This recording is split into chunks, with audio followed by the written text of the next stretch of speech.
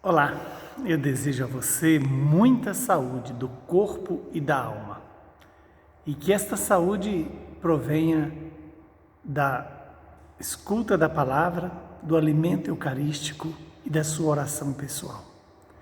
O evangelho de hoje é Marcos 9, de 2 a 13. Naquele tempo, Jesus tomou consigo Pedro, Tiago e João e os levou sozinhos a um lugar à parte, sob uma alta montanha, e transfigurou-se diante deles. Suas roupas ficaram brilhantes e tão brancas como nenhuma lavadeira sobre a terra poderia alvejar. Apareceram-lhe Elias e Moisés e estavam conversando com Jesus. Então Pedro tomou a palavra e disse a Jesus: Mestre, é bom ficarmos aqui. Vamos fazer 3 tendas, uma para ti, outra para Moisés e outra para Elias. Pedro não sabia o que dizer, pois estavam todos com muito medo.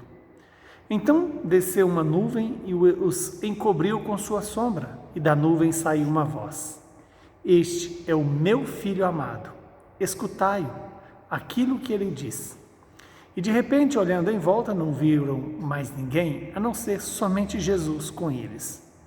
Ao descerem da montanha, Jesus ordenou que não contassem a ninguém o que tinha visto, até que o Filho do Homem tivesse ressuscitado dos mortos. Eles observavam esta ordem, mas comentavam entre si o que queria dizer ressuscitar dos mortos.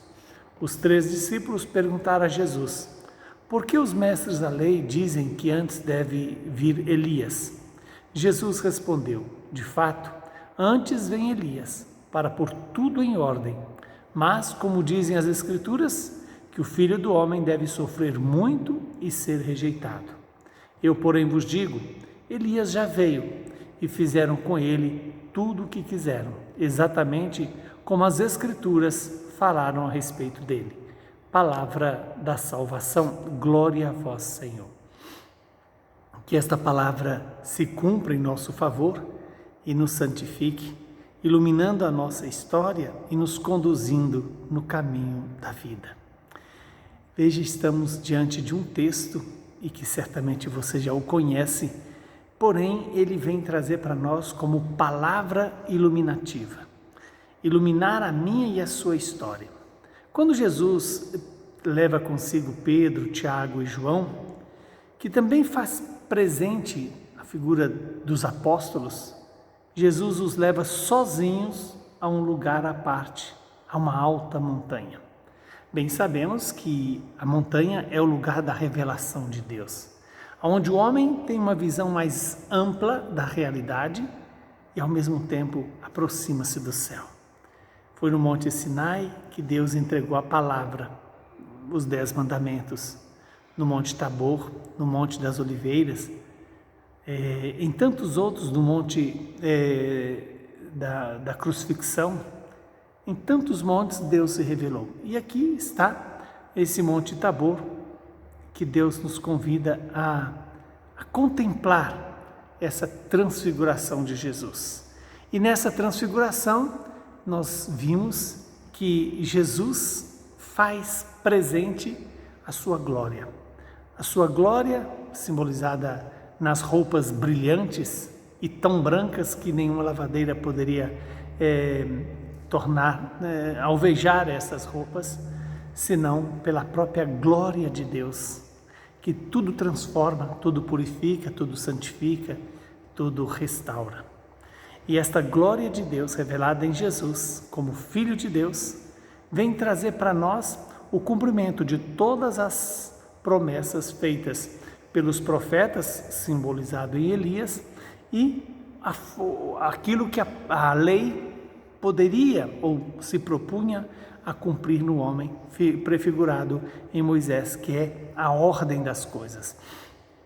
A ordem do coração humano, a ordem da vida humana, a ordem da história humana na perspectiva de Deus. E Pedro então toma a palavra e disse a Jesus: Mestre, é bom estarmos aqui.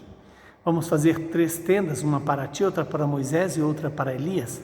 Veja que aqui Pedro passa por uma situação que certamente todos nós passamos um dia, de querer ter a vitória sem a luta, de querer ter a ressurreição sem a cruz, de querer contemplar a beleza da glória de Cristo sem precisar de passar pelo sofrimento da paixão e da morte. E ali, eis que Pedro não sabia o que estava dizendo, mas estava com medo. Então, ali desce uma nuvem que encobre todos, e dessa nuvem vem uma voz que diz: este é meu filho muito amado, escutai o que ele diz. Aqui temos a revelação do Filho de Deus. Deus que glorifica Jesus de forma antecipada, para também dar àqueles que são os pilares da igreja a certeza de que a vitória era garantida. Mas embora a vitória era garantida, não dispensava a cruz, não dispensava o sofrimento, não dispensaram a dor que Jesus ia passar e que eu e você também precisamos passar para alcançar a vitória da ressurreição. Ela já é garantida, mas temos que cumprir a nossa missão de vencer a dor, o sofrimento e a angústia. Veja que Jesus, ao dizer que o Filho do Homem sofreria, mas alcançaria a ressurreição dos mortos. Ele ressuscitaria.